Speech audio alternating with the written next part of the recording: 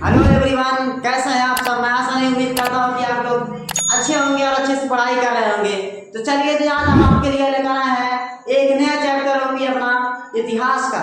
ठीक, तो चलिए जी, अपना इतिहास का चैप्टर है यूरोप में राष्ट्रवाद का उदय। यूरोप में राष्ट्रवाद का उदय। आज हम और आप मिल करके इस अध्याय को, अपने इतिहास के प्रथम अध्याय को लगभग 20 मिनट में, कितने मिनट में जी, लगभग 20 मिनट में क्या करेंगे, समाप्त कर देंगे। ठीक, तो चलिए हम लोग बिना समय गंवाए शुरू करते हैं अपना अध्याय। क्या दिखा जी अपने अध्याय में? लिखा यूरोप में राष्ट्रवाद का उदय, राष्ट्रवाद का उदय। तो मैं आपको बता दूं पहले जो अपना अध्याय है वो क्या कहना चाह रहा है अपना अध्याय। चलिए जानते हैं क्या कह रहा है। देखिए लिखा यूरोप में, कहाँ की बात कर रहा है, यूरोप की बात कर रहा है। तो आप लोग जानते होंगे यूरोप है क्या। यूरोप एक क्या है, राज्यों देशों का समूह है। ठीक, अब देखिए यूरोप में राष्ट्रवाद, मैं आपको बात करूं किस चीज की, राष्ट्रवाद की। तो मैं बताऊं आपको राष्ट्रवाद का मतलब क्या होता है। तो राष्ट्रवाद का मतलब होता है प्रेम करना। क्या होता है जी? राष्ट्रवाद का अर्थ होता है प्रेम, या फिर आप कह लीजिए व्यवहार। क्या कह लीजिए? व्यवहार। अब देखिए यहाँ पर आपको दो शब्द मिले हुए राष्ट्रवाद में, एक तो राष्ट्र है, एक वाद दिख रहा है। अब देखिए मैं बताऊं आपको, हम आपको जो बताएं अभी, ये राष्ट्रवाद का मतलब नहीं, ये केवल वाद का मतलब है। किसका मतलब है भाई? वाद का मतलब है। अब मैं बता दूं आपको राष्ट्रवाद का मतलब क्या होगा जी। तो देखिए राष्ट्र लिखा है, राष्ट्र का मतलब होता है देश। ठीक, वाद का मतलब प्रेम। अब देखिए ऐसा प्रेम, कैसा प्रेम? ऐसा प्रेम जो किसके प्रति हो, अपने देश के प्रति हो, वह क्या कहलाता है? अपना राष्ट्रवाद। आपने सुना होगा गांधीवादी, आपने सुना होगा अम्बेडकरवादी, आपने सुना होगा ऐसे बहुत से लोग मतलब अपने जो उनके होते हैं इष्ट, उनके वादी लगाकर अपना प्रसार करते हैं। ठीक उसी प्रकार अपना राष्ट्रवाद होगा, वो भी कहाँ होगा? बस अपने प्यारे चैप्टर अध्याय 1 में, जो भी यूरोप में होगा। ठीक, तो चलिए अपना अध्याय शुरू करते हैं। मैंने आपको इसका अर्थ बता दिया। अब देखिए अपने आगे अध्याय में क्या कहता है। यहाँ से मैं आपको लेकर चलता हूँ थोड़ा से, कहाँ? फ्रांस में। ठीक, अपना अध्याय शुरू होता है फ्रांस से। फ्रांस में कहाँ जी? कहाँ? फ्रांस में। देखिए फ्रांस में 1789 ईस्वी में, कब? 1789 में वहां का शासक कौन था? तो वहां का शासक कौन था? तो लुई सुलामा था। कौन था? लुई सुलामा। अब देखिए 1789 में लुई सुलामा, देखिए ऐसा शासक था अपने उस फ्रांस में, ऐसा शासक था जो क्या कहते हैं, निरंकुशवाद शासक था। अब देखिए जी, निरंकुशवाद का मतलब क्या होता है? निरंकुशवाद का मतलब होता है, मतलब होता नहीं, अंकुश मतलब होता है दूसरे का दबाव। ठीक, अब देखिए ऐसा अंकुश, ठीक है, देखिए ऐसा राजा जिस पर किसी का अंकुश या किसी का दबाव या किसी का झंझट झमेला ना हो, वह फ्री हो, जो कहेगा वो करना पड़ेगा। ठीक, यह जो था लुई सुलामा, वो था और उसकी पत्नी थी, उसकी पत्नी का नाम था एंटोइनेट। ठीक, वो एंटोइनेट और उसके ये कौन थे? लुई सुलामा। ये मिलकर के अपने समय में सब अपने में इंजॉय करते थे और अपना जीवन एकदम मस्त तरीके से गुजार रहे थे। इस प्रकार जनता का बहुत शोषण हो रहा था। किसका शोषण हो रहा था? जनता का। उस समय, इसके समय लुई सुलामा के जनता कितने प्रकार में बटी थी? तो लुई सुलामा के समय जनता हमारी 3 स्टेट में बटी थी। कितने स्टेट में बटी थी? तो कितने स्टेट में बांटी थी? तो 3 स्टेट में। पहला स्टेट अपना आता है प्रथम, दूसरा है द्वितीय, तीसरा है अपना तृतीय। अब देखिए प्रथम में कौन आता है? प्रथम स्टेट में आते हैं अपने जो लुई सुलामा है, इसके सब आते हैं रिलेशन वाले आते हैं। ठीक, रिलेशन वाले आते हैं, या फिर जो वकील होते हैं, या फिर जो डॉक्टर होते हैं, ये सब आते हैं प्रथम स्टेट में। अब प्रथम स्टेट वालों का जो टैक्स होता है, क्या होता है जी? टैक्स। इनको नहीं देना पड़ता था टैक्स। ठीक, और जो था अपना थर्ड वाला, एक कौन था? तीसरे वाले में अपना आते थे किसान या मजदूर लोग। कौन आते थे इसमें? श्रमिक आते थे या फिर किसान आते थे। ठीक, अब ये जो दोनों लोग थे बेचारे, ये सब वाले जो थर्ड पार्टी वाले थे, ये सभी के द्वारा टैक्स देना पड़ता था और बाकी ये सबको नहीं देना पड़ता था। ठीक, अब देखिए, अब यहाँ से अपना शुरू होगा द्वितीय वर्ग या फिर कुलीन होगा, इसी को कहा जाता है अभिजात वर्ग। कौन सा वर्ग कहा जाता है? अभिजात वर्ग। आपने सीख लिया यहाँ पर जो प्रथम वाले थे इनको देखिए, ना ही उनको शिक्षा में कोई कमी थी ना ही किसी और, एकदम फ्री थे। क्या थे सब लोग? एकदम फ्री थे। और जो थर्ड वाले थे ये जान लीजिए इन लोग की जिंदगी जो थी जान लीजिए सबसे संकट में थी। अब जो फर्स्ट वाले इनमें से कुछ ऐसे लोग हुए जिन्होंने शिक्षा को समझा, राष्ट्रवाद को समझा, जिसके कारण उन्होंने क्या किया जी, अपने से कुछ हट करके अपना एक अलग संगठन बनाया, जिसने एक ऐसे वर्ग का निर्माण कर दिया जो कि अपना कुलीन वर्ग या फिर अभिजात वर्ग कहलाया। उन्होंने क्या किया, उन्होंने इन सभी के सहयोग से यूरोप में राष्ट्रवाद के लिए अपने आप को उत्तेजित किया। ताकि देखिए भाई सब एकदम मजे में हैं, अब बचा ये दोनों लोग हैं बेचारे, इन्होंने क्या किया, अब हम भी क्या करेंगे, ऐसा कुछ अलग करेंगे जिससे भी हमें क्या हो, स्वतंत्रता मिले, संविधान के दायरे में रहकर कि हमें भी अधिकारों का प्रयोग करने का अच्छे से अधिकार हो जाए। इसलिए इन्होंने क्या किया जी, एक प्रकार सा विद्रोह कर दिया, जिसके परिणाम स्वरूप हुआ क्या, इन भाई साहब मुसलमानों को अपने गद्दी से, अपने राजपाट से इनको हट जाना पड़ा। क्या बोली, इनको हट जाना पड़ा। ठीक, यहाँ तक आप लोगों को समझ में आ गया होगा। इसके बाद हमारा आवागमन होता है किसका, इस युद्ध के पश्चात किसका आना होता है जी, इस युद्ध के बाद आता है हमारा नेपोलियन। कौन आता है? नेपोलियन आता है जी, नेपोलियन आता है। इस युद्ध के बीच अपना आता है नेपोलियन का आवागमन कब हुआ जी, 1804 में हुआ। कब हुआ? 1804 में हुआ। ठीक, ये भाई नेपोलियन अपना था क्या, ये नेपोलियन था क्या, नेपोलियन एक सिपाही था। कौन था नेपोलियन? एक सिपाही था, जिसने क्या किया, जब इस युद्ध के दौरान जब नेपोलियन का लुईस लामा हट गया, उसके पश्चात जब लुईस लामा नेपोलियन आया फ्रांस में, उसने क्या किया, लोगों को प्रति अपना एक अलग सा व्यवहार, अपना एक प्रेम बहला करके वहाँ अपना स्वामित्व और अपना अधिकार जमा लिया, जिसके कारण उसको वहाँ का शासक बना दिया गया। वहाँ का शासक कौन बना था? नेपोलियन बन गया। नेपोलियन का पूरा नाम था नेपोलियन बोनापार्ट। ठीक, याद रखिएगा इसको। अब इसने क्या किया भाई, इसने एक सम्मेलन कराया। उस सम्मेलन में इसने कहा कि देखिए अभी तक जितने हमारे किसान भाई लोग थे उन सबको आज के बाद टैक्स देना नहीं पड़ेगा, टैक्स पहले फ्री, किसान खुश। उसके बाद से उसने क्या किया जी, उसने कहा कि जो लोग जमीन खरीदने से वंचित रह जाते थे, देखिए पहले उस समय क्या था, जो अमीर थे, प्रथम वर्ग वाले थे, उनको जमीन खरीदने का अधिकार, उनको ही अपना घर बनाने का अधिकार, और जो गरीब थे बेचारे बस उनका काम था बेचारों का काम करना या फिर उनके काम में सहायता करना। लेकिन इसने नेपोलियन ने क्या किया, कहा लो भाई हमने आपका ये मैटर सॉल्व कर दिया। उसके बाद उसने क्या किया, वहाँ लोगों को अपने ही खेत पर, खुद के खेत पर क्या किया, अपना खेत पे काम करने का, फसल उगाने का एक प्रकार की स्वतंत्रता दी। पहले क्या था, उन्हीं का खेत वो खुद काटते, खुद बोते, खुद जोतते, लेकर के लाया करके प्रथम वर्ग वालों को देते थे। इतनी खतरनाक सोच थी, उसको हल कर दिए कौन, अपना नेपोलियन भाई साहब। ठीक, उसके बाद उन्होंने क्या किया, उसके बाद लेकिन इसने क्या किया, देखिए आप मत होइए, मैंने कुछ चीजों को हल किया, देखिए मैंने कुछ अलग भी कर दिया है। अब किया क्या है जी, उसने कह दिया कि जो आपका शुल्क था, देखिए उस समय भी अभी भी होता है, क्या लगता है जब अपना कस्टम लगता है, शुल्क लगता है। उसने क्या किया, उस शुल्क को यानी कि जो भारी टैक्स थे उसको उसने क्या किया, बढ़ा दिया।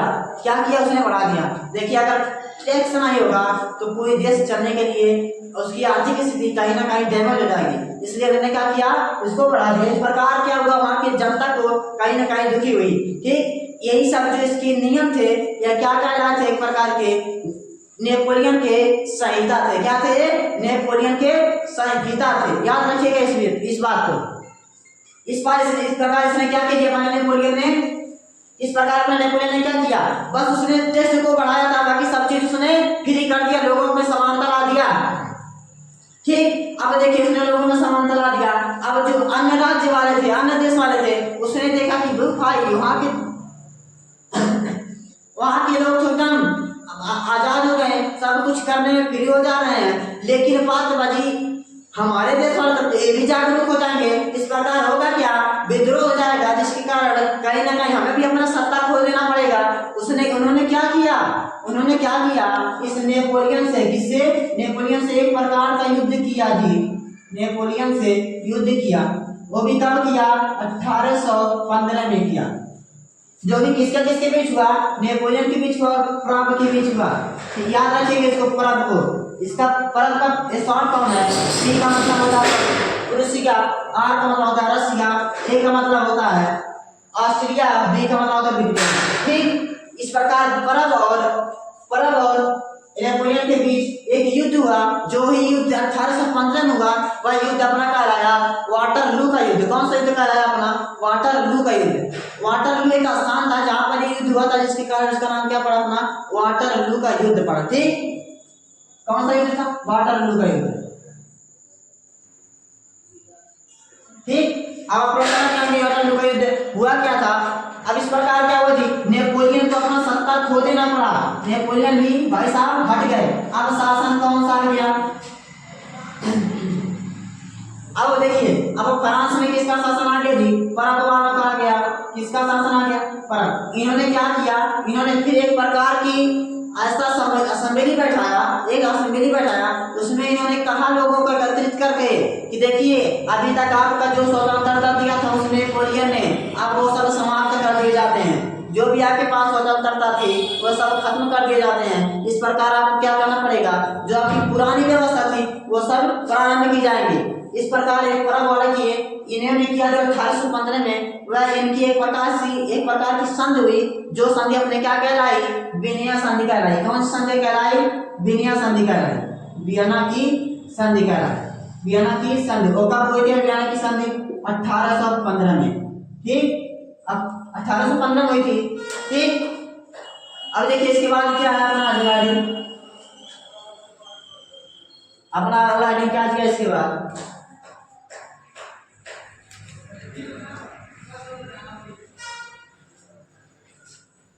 इसके बाद क्या अपना जुलाई क्रांति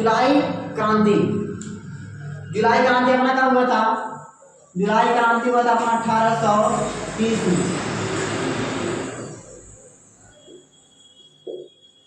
जुलाई की क्रांति, अब समझते हैं हम लोग जुलाई की क्रांति क्या है।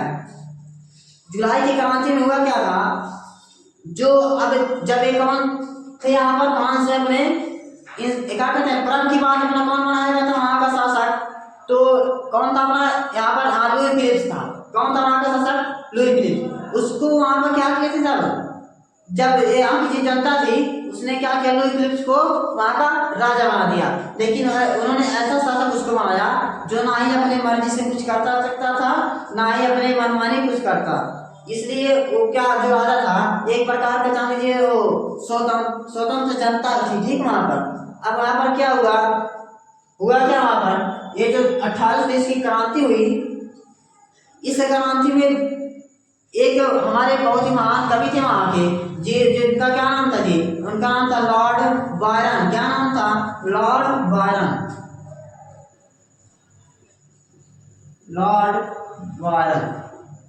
ठीक, अब लॉर्ड बायरन थे कौन, लॉर्ड बायरन एक कौन थे, एक इंग्लिश पोएट थे, उन्होंने क्या किया, उन्होंने क्या किया, एक प्रकार की पोएटिज्म किया। क्या किया जी, एक प्रकार की पोएटिज्म किया। अब देखिए ये जो लॉर्ड बायरन ने पोएटिज्म किया, ये था क्या, देखिए इस समय जो लॉर्ड बायरन था वह आज स्वतंत्रता के लिए उसने अपने गाने के द्वारा, इस संगीत के द्वारा लोगों के अंदर लोकतंत्र पाने की एक प्रकार की उत्साह को जागृत किया। ठीक, इसका बहुत ही योगदान रहा इसका लॉर्ड बायरन का अपने फ्रांसिस जो थी उसकी स्वतंत्रता के लिए, लोकतंत्र के लिए, पूर्ण अपना जनता के अधिकार के लिए। बहुत योगदान था किसका, तो हमारे लॉर्ड बायरन का था। ठीक, इसके बाद हम लोग समझ गए होंगे, इसके बाद समझते हैं अगला टॉपिक अपना क्या है। अब अपना अगला टॉपिक क्या दिया है,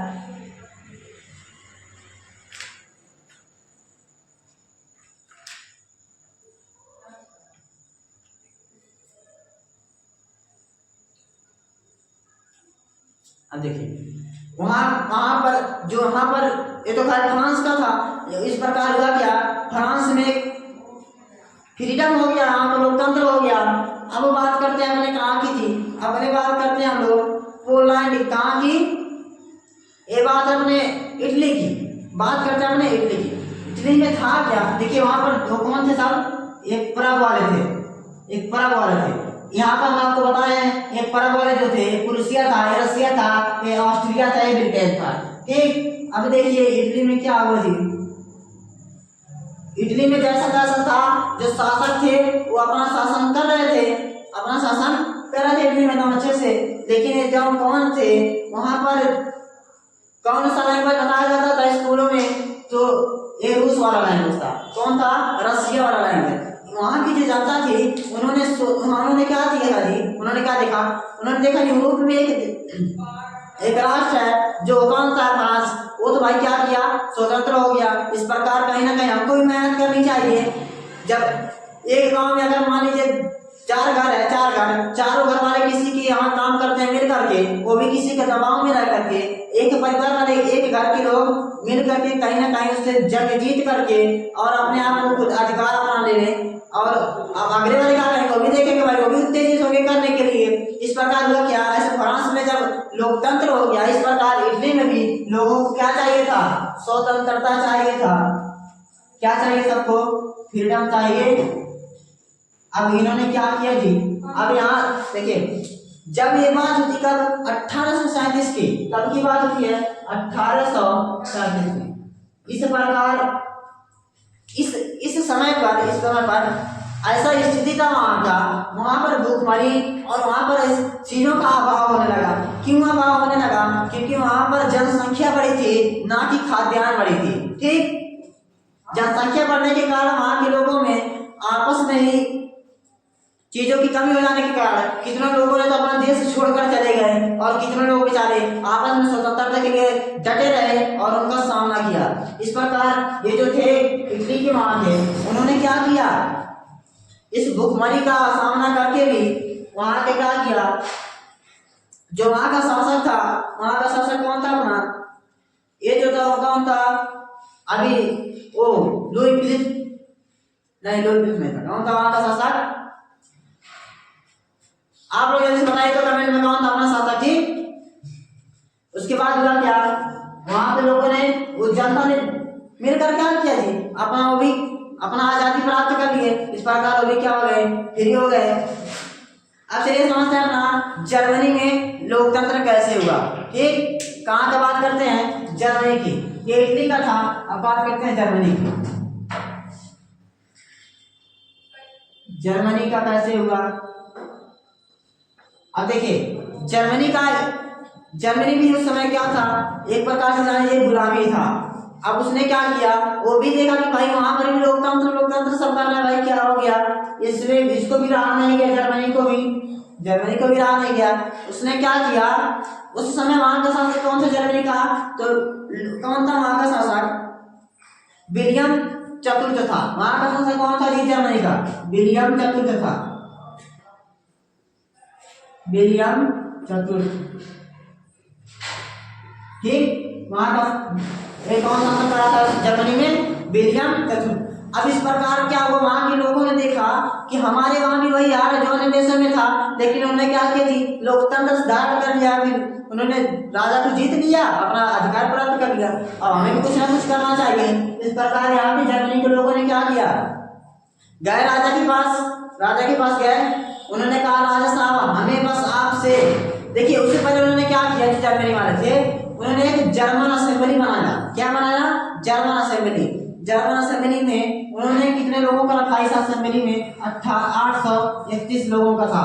ठीक, इसमें मेंबर कितने थे, 831 मेंबर थे जर्मन असेंबली में। इस प्रकार उन्होंने क्या किया, उस लोगों ने मिलकर के राजा के पास गए, उस राजा से कहे देखिए हम आपसे अब अपना अधिकार मांगने हैं। तो उस राजा ने क्या किया, भाग जाओ यहाँ से नहीं तो मार देंगे, आइंदा ऐसी गलती नहीं करना, हमारे पास अधिकार मांगने की। इस प्रकार उन्होंने अपना निराशा होकर के उनसे क्षमा मांग करके उन सब घूम आए। लेकिन हुआ क्या, उन्होंने बस वहाँ राजा के सामने माफी मांगी थी, अपने आप में नहीं। इस प्रकार उन्होंने मिल करके इस जर्मन असेंबली के द्वारा लोगों से मिल करके गए कहाँ, फिर इन्होंने कहा ऐसे नहीं मानेंगे, क्या करना चाहिए हमको, एक प्रकार का विद्रोह करना पड़ेगा।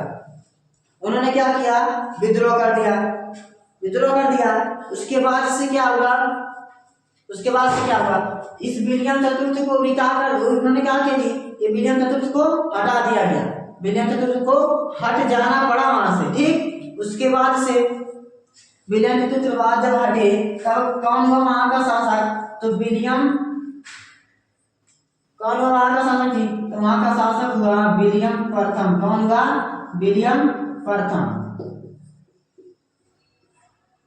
फिर उसकी जब विलियम चतुर्थ था तो बना कौन वहां का, विलियम प्रथम। अब देखिए विलियम प्रथम जो था उसने क्या किया, कहा कि देखो ये यार अभी तब लोग बचे नहीं हैं, ये लोग क्या कर रहे हैं, अभी ये भी स्वतंत्रता मांग रहे हैं। इस प्रकार उन्होंने ये भी क्या, कौन थे जो विलियम प्रथम थे, ये क्या किए सबने मिलकर के, वहां का एक थे क्या कहते हैं उसको, ऑटोमन सम्राट, जो ऑटोमन बिस्मार्क था, ऑटोमन बिस्मार्क। उसने क्या किया, जो इस जर्मनी था इसके एकीकरण में, इसको एक करने में बहुत ही भूमिका निभाया। उसने क्या किया, जनता का मदद कर दिया, जनता का मदद किया, जिसके द्वारा क्या किया गया थी, विलियम प्रथम राजा बने। और इस प्रकार क्या हुआ, जर्मनी भी एक फ्रीडम हो गई या फिर फ्री हो गई। ठीक, उसके बाद से अब देखिए इसके बाद बताते हैं आपको थोड़ा से,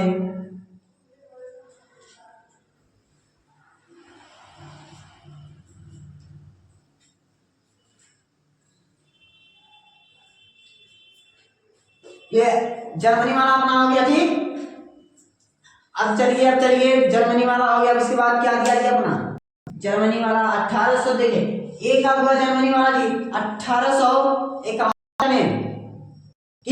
1871 में क्या हुआ जर्मनी, याद रखिएगा इस डेट को, डेट देखिए अपने सामाजिक विज्ञान में डेट बहुत इंपॉर्टेंट होते हैं, एमसीक्यू के लिए बस जाते हैं इससे, याद रखिएगा। जर्मनी का स्वतंत्र अपना 1871 में। ठीक, क्या अगला हेडिंग, अपना अगला हेडिंग, अपना अगला हेडिंग। ठीक, इस प्रकार क्या हुआ, जर्मनी भी फ्री हो गया। अब देखिए इस प्रकार अपना हेडिंग खत्म हो गया। अब बचा अपना बस ब्रिटेन। कौन बचा है जी, अपना ब्रिटेन बचा है।